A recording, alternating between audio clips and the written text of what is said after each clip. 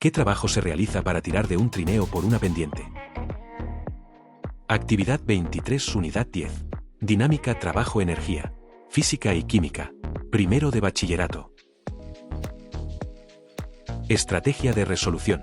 Primero, leer el enunciado, anotar datos y cuestiones solicitadas. Convertir unidades. Tuvimos un trineo de 20 kilogramos por una pendiente, 30 grados, ejerciendo una fuerza mediante una cuerda que además forma un ángulo de 45 grados con la propia pendiente, con el suelo. El coeficiente de rozamiento entre el trineo y la línea es de 0,05 y si el trineo avanza con velocidad constante nos preguntan el trabajo que ha realizado la fuerza en 10 metros. Me dan en este caso el dato de la aceleración, 9,8, que yo no sé si al final lo he puesto 9,8, no sé. Lo que deberíamos hacer primero, y más en este problema, es un dibujo de la situación. No sé si entendemos la situación en el dibujo, porque tenemos un trineo, un objeto, yo lo he pintado un trineo, he pintado un típico rectángulo que pintamos para estas cosas. He dibujado las fuerzas que intervienen sobre ella, bueno, está en un plano inclinado 30 grados, y he dibujado la fuerza que interviene, una fuerza que no es horizontal al plano, no es paralela al plano, mejor dicho, sino que forma a su vez otro ángulo de 45 grados. Es decir, este ángulo de aquí, lo voy a señalar ahí en tono azulado, este ángulo de aquí es de 45 grados. Una vez que hemos hecho el dibujo, hemos hecho el diagrama de fuerza, elegimos el sistema de referencia habitual que solemos elegir en este caso. Yo por lo menos he elegido el habitual, ¿bien? El eje X que se dirige en lo que es el propio plano inclinado, hacia arriba, en este caso puesto el movimiento hacia arriba, y el eje Y perpendicular. El origen de coordenada está en el propio inicio del plano, aunque en este caso lo puedo utilizar, pero no lo voy a utilizar cinemáticamente, así que tampoco voy a utilizar cinemáticamente, que no lo he puesto, que el instante inicial es el momento en el que empezamos a mover eso desde el origen de coordenadas. Y lo que sí es importante elegir es el origen de energías potenciales. En este caso la energía potencial para mí gravitatoria, que no sé si estaba aquí puesto, está en el suelo, ¿vale? En la parte baja del plano inclinado. A partir de ahí descomponemos la fuerza que haya que descomponer. En este caso hay dos descomposiciones, ¿vale? No una, sino dos. Y ahí lo curioso del ejercicio, porque actualmente no nos hemos encontrado con esta circunstancia, con dos descomposiciones, lo cual pues, es novedoso y por eso lo estamos haciendo, para que veamos que hay ejercicios en los cuales podemos encontrarnos con dos fuerzas que hay que descomponer. Una el peso, que tiene ya sus expresiones, digo, habituales, porque este ángulo de 30 grados es el ángulo, para no llamar alfa y beta, que lo podría haber llamado, puesto ya los ángulos correspondientes, ¿eh? Y también hay que descomponer la fuerza que tira con la cuerda, que en este caso también tiene sus dos componentes, una X, que está dirigida, esto en un punto, ya salió una por aquí, que es por el coseno, o sea, la fx, fijaos, es diferente de la px, en el sentido de que la px tiene que ver con el seno, porque el ángulo en este caso es el de la pendiente, mientras que en el caso de la fuerza el ángulo es el de la cuerda con el suelo. Podemos utilizar el principio fundamental de la dinámica, o podemos utilizar el principio generalizado de conservación de la energía mecánica. Yo lo que he hecho aquí en este caso es utilizar la dinámica inicialmente, ¿vale? Para hallar la fuerza, puesto que me está pidiendo cuál es el trabajo que hace esa fuerza, y lo que me he ido directamente a la parte dinámica, puesto que me hablan de que la velocidad es constante, aunque también podríamos hacerlo por el trabajo y la energía, puesto que si la velocidad es constante, la variación de energía cinética en este caso es cero.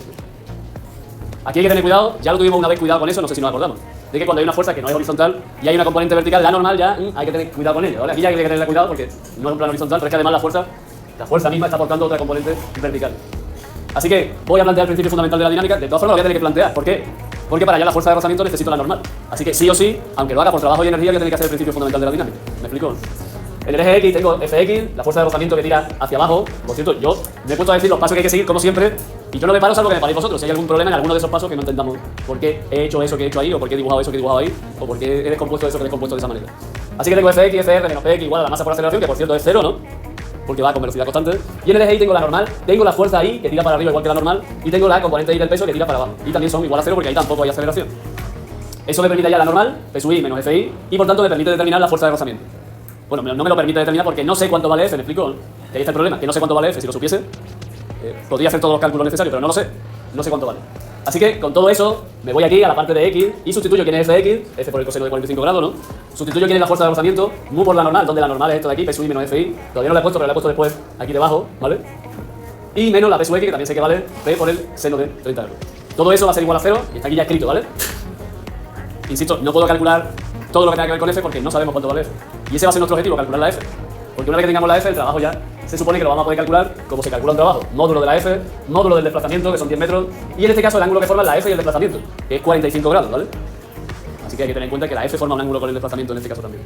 Total, de aquí que tengo una ecuación, de esto que tengo aquí una ecuación, lo voy a señalar aquí, me queda una ecuación que puedo, o me permite en este caso, despejar lo que es la fuerza, ¿vale?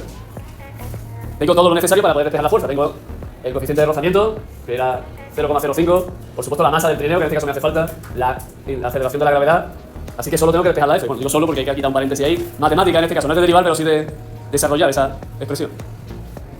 Así que la desarrollo. Bueno, ha quedado claro que no puedo, que en este caso el objetivo es la F, que no la conozco para hallar el trabajo. Podría, insisto, haberme ido directamente ya a la energía, pero es que tengo que utilizar necesariamente el principio fundamental de la dinámica. Y como lo que tengo que utilizar, aquí quizás he querido ahorrar esfuerzo, ya que tengo que utilizarlo, lo voy a utilizar en toda su dimensión. Para no utilizar una parte, ahora me voy a la trabajo y energía y voy a hacer una mezcla que al final quizás, no sé si va a complicar más el resultado, pero a lo mejor resulta más eficiente seguir por este camino. Bueno, tengo otra vez la expresión, me quita el paréntesis, por cierto, ¿no? Ese que teníamos antes lo hemos quitado. Y ya, mi objetivo, insisto, es calcular la fuerza. Para calcular la fuerza, tengo que juntar la fuerza en un lado y dejar en el otro miembro, las otras expresiones que no tienen nada que ver con la fuerza, pero tienen ese valor de la fuerza en su expresión. Es decir, lo que tiene que ver con P sub X y lo que tiene que ver con la parte de la fuerza de desplazamiento que tiene que ver solamente con el peso, ¿vale? Saco factor común la F, que aquí ya me salta un paso, porque tendría que sacar factor común la F y despejar. Aquí me he saltado el paso de sacar factor común la F, ya lo he sacado y he despejado. Así que F sería esta expresión, o saldría de esta relación, que si yo no me he equivocado, tendría que haber sustituido ahí la masa por 20 kilogramos, la G por 9,8 metros por segundo al cuadrado, que insisto, no sé si la he puesto, estaba haciendo el problema y he puesto 10 como suelo poner, ¿vale? Así que si alguien lo está comprobando, se lo agradecería. El seno de 30 grados, el coeficiente de rozamiento 0,05, la masa otra vez la G, y en el denominador el coseno de 45 grados más mu por el seno de 45 grados. Eso me lleva a una fuerza de 143 newton. El que esté tirando del trineo, nosotros en este caso, porque pone subimos, así que nos pone en primera persona, debería hacer una fuerza de 143 newton para, con esa configuración, conseguir subir el trineo a velocidad constante. En este caso no da igual la velocidad, el metro por segundo me da exactamente lo mismo, porque como es constante, lo que me interesa es la aceleración. Ya a partir de la fuerza podemos calcular el trabajo que hace esa fuerza, conociendo el desplazamiento y conociendo el ángulo que forma esa fuerza con ese desplazamiento, que era 45 grados. Así que 143 newton, si está bien, lo multiplicamos por 10 metros, que es el desplazamiento que se hace sobre el plano inclinado, pero también por el coseno del ángulo que forma la fuerza y el desplazamiento, que es de 45 grados. En realidad, hay autores por ahí que lo que hablan es de la componente X de la fuerza, que es la que está haciendo trabajo exclusivamente, porque la componente Y, como es perpendicular al desplazamiento, no hace trabajo, ¿sale? Bueno, digo que hay autores que hablan aquí de solamente la componente X, porque esto es la componente X de la fuerza, F por el coseno, que es la única que hace trabajo aquí, porque la Y no hace trabajo, al ser perpendicular al desplazamiento. Así que hay un problema de trabajo, pero que lo hemos resuelto por dinámica, porque parecía quizá más conveniente en este caso utilizar la dinámica, sobre todo porque la normal hay que calcularla con dinámica y ya a partir de ahí la fuerza que es responsable de ese movimiento. Cuestiones de preguntas. La verdad es que el problema es interesante en este caso porque hay dos descomposiciones, dos fuerzas que hay que descomponer.